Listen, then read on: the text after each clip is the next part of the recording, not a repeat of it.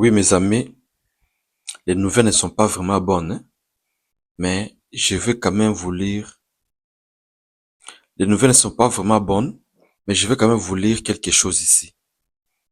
Info Grand Katanga. Info Grand Katanga. Apparition d'un nouveau mouvement rebelle. Un groupe armé, un groupe armé se présenta sous le nom de Mouvement Debout Katanga pour la libération du Congo, MDKC, affirme avoir pris le contrôle de la localité de Musinga dans le territoire de Mitwaba le mardi 3 mars. Dans un message diffusé après cette action, le mouvement ne fait toutefois aucune référence à la mort de 5 agents de l'Institut congolais pour la conservation de la nature ICCN survenus récemment dans la zone. De leur côté, les autorités congolaises soutiennent qu'un calme précaire était revenu dans cette partie du Grand Katanga.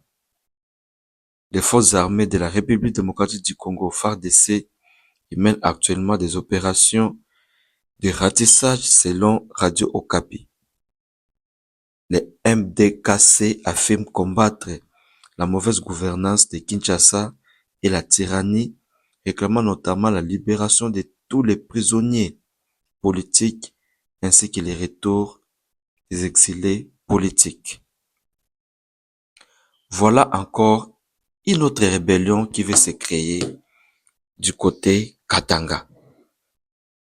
À chaque fois, quand le président avec son parti politique commence à parler du changement de la constitution, il y a toujours une rébellion qui se crée.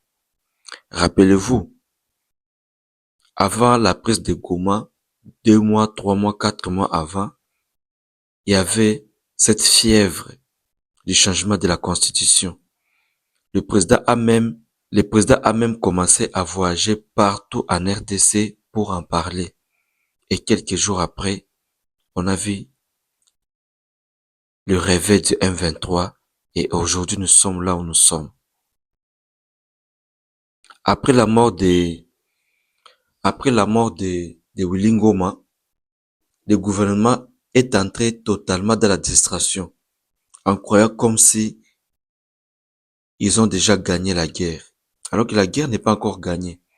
On a juste tué une personne, mais la guerre est encore là.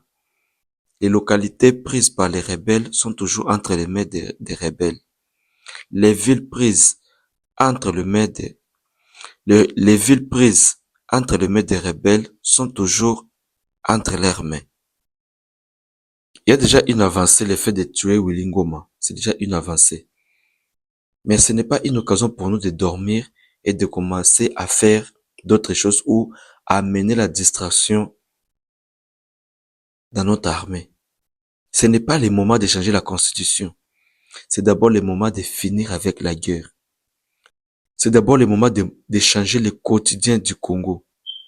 C'est d'abord le moment de donner l'accès à l'eau et à l'électricité durable au peuple congolais. Nous sommes dans un pays qui est connecté à l'eau juste à 15%. Nous sommes dans un pays dans lequel seulement 18 à 25% de la population qui a accès à l'électricité. Nous avons 16 milliards de dollars comme budget annuel du pays. Mais les 16 milliards n'arrivent pas à changer la situation des Congolais. Au moins 60 ou 70% de ces budgets vont dans les institutions. Donc, l'Assemblée nationale, le Sénat, le gouvernement, les cours et tribunaux consomment près de 60% du budget national, y compris la présidence. La présidence en elle-même consomme 1 milliard de dollars. Maintenant, nous, la population, on va rester avec combien? Avec combien on va gérer les pays? Avec combien? Avec combien? Ce n'est pas la Constitution qui a imposé ces genres de gabégie, ces genres de mégestion. Pourquoi on n'arrive pas à trouver la solution au vrai problème de la population, mais on veut aller directement changer la Constitution? Comment on veut changer la Constitution alors qu'on a encore une armée très fragile? Parce que, à chaque fois, les dossiers du changement de la Constitution est sur la table, il y a toujours une rébellion qui se crée. Nous avons 10 000 kilomètres de frontières avec nos voisins. Nous avons plus de 85 000 villages. Nous avons plus de 40 villes modernes au Congo. Nous avons plus de 146 territoires. Mais nous avons juste des 150 000 militaires.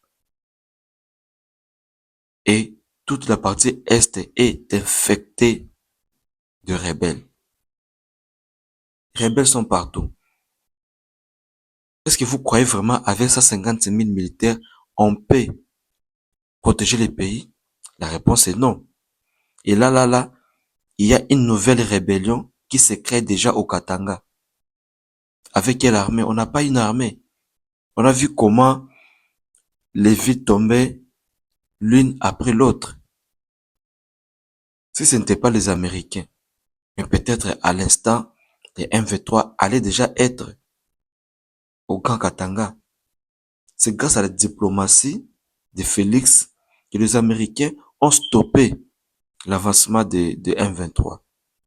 Mais sincèrement, on n'a pas une armée.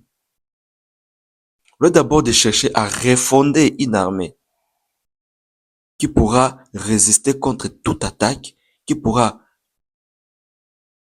une armée qui pourra protéger sa population, une armée qui pourra défendre son territoire. On se donne au changement de la Constitution. On est même de réviser. Moi, je suis même d'accord de réviser la Constitution.